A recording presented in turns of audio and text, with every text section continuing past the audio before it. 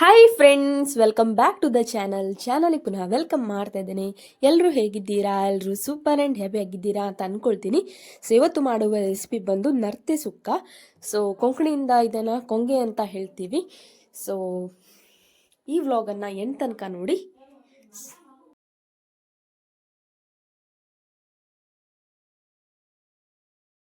ನರ್ತೆ ಇದು ಗದ್ದೆಯಲ್ಲಿ ಸಿಗುವಂಥದ್ದು ಮಳೆಗಾಲದಲ್ಲಿ. ಇದರ ವಿಶೇಷತೆ ಏನಂದರೆ, ಇದು ಬೇಸಿಗೆ ಕಾಲದಲ್ಲಿ ಯಾವ ಗದ್ದೆಯಲ್ಲಿರುತ್ತೋ ಅದೇ ಗದ್ದೆಯ ಅಡಿಗೆ ಹೋಗಿ ಸೇರ್ತದೆ.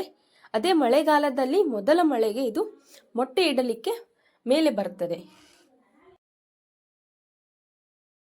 ಸೊ ನರ್ತೆಯ ಆಹಾರ ಯಾವುದಂದ್ರೆ, ಇದು ಗದ್ದೆಯ ಮಣ್ಣು ಮತ್ತೆ ಕೆಸರನ್ನ ಮಾತ್ರ ತಿನ್ನತ್ತೆ. ಸೊ ನರ್ತೆಯನ್ನ ನೀವು ಒಡೆದುಕೊಂಡು ಕೂಡ ಅದರ ಮಾಂಸವನ್ನ ತೆಗಿಬಹುದು, ಅಥವಾ ನೀವು ಬೇಯಿಸ್ಕೊಂಡು ಕೂಡ ಅದರ ಮಾಂಸವನ್ನ ತೆಗಿಬಹುದು. ಸೊ ಇದು ನೀವು ಒಡೆದುಕೊಂಡು ಮಾಡಿದ್ರೆ ಅದಕ್ಕೆ ಸುಮಾರು ಟೈಮ್ ಹಿಡಿಯುತ್ತೆ. ಮತ್ತೇನಂದ್ರೆ, ನೀವು ಬೇಯಿಸ್ಕೋದಕ್ಕಿಂತ ಈ ಒಡೆದುಕೊಂಡು ತಿಂದರೆ ಅದಕ್ಕೆ ತುಂಬ ಟೇಸ್ಟಿಯಾಗಿ ಆಗುತ್ತೆ ನೋಡಿ ಬೇಕಾದರೆ.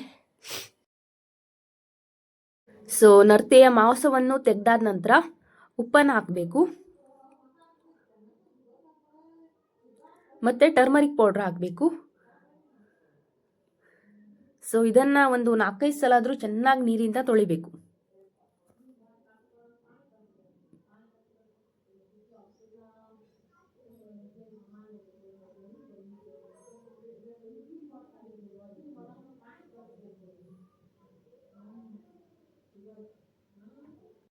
ಸೊ ನರ್ತಿಯನ್ನ ಚೆನ್ನಾಗಿ ನೀರಿನಿಂದ ತೊಳೆದಾದ ನಂತರ ಸೊ ಇದನ್ನ ಚಿಕ್ಕ ಚಿಕ್ಕ ಪೀಸ್ ಮಾಡಿ ಕಟ್ ಮಾಡಬೇಕು.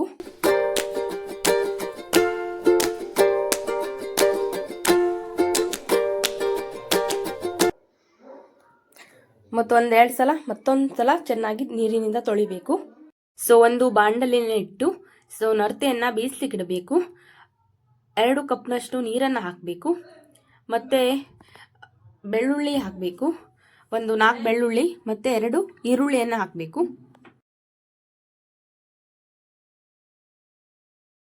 ಹಾಗೆ ಅರ್ಧ ಕಪ್ನಷ್ಟು ತೆಂಗಿನ ಕಾಯನ್ನ ಕೂಡ ಹಾಕಬೇಕು. ಹಾಗೆ ಹುಣಸೆಯನ್ನ ಹಾಕಬೇಕು. ಸೊ ಇದನ್ನ ಕೊಂಕಣಿಯಿಂದ ಅಟಾಂಬಿ ಸೊಲ ಅಂತ ಹೇಳ್ತೀವಿ.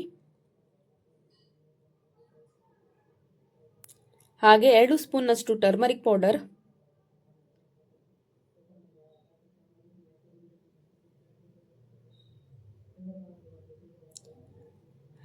ಹಾಗೆ ಗರಂ ಮಸಾಲ ಹಾಕಬೇಕು. ಸೊ ನರ್ತೆಯ ಮಾಂಸ ಏನಿದೆ ಅಲ್ವಾ, ಅದು ಬೇಯಿಸ್ಲಿಕ್ಕೆ ಸುಮಾರು ಟೈಮ್ ಹಿಡಿಯುತ್ತೆ.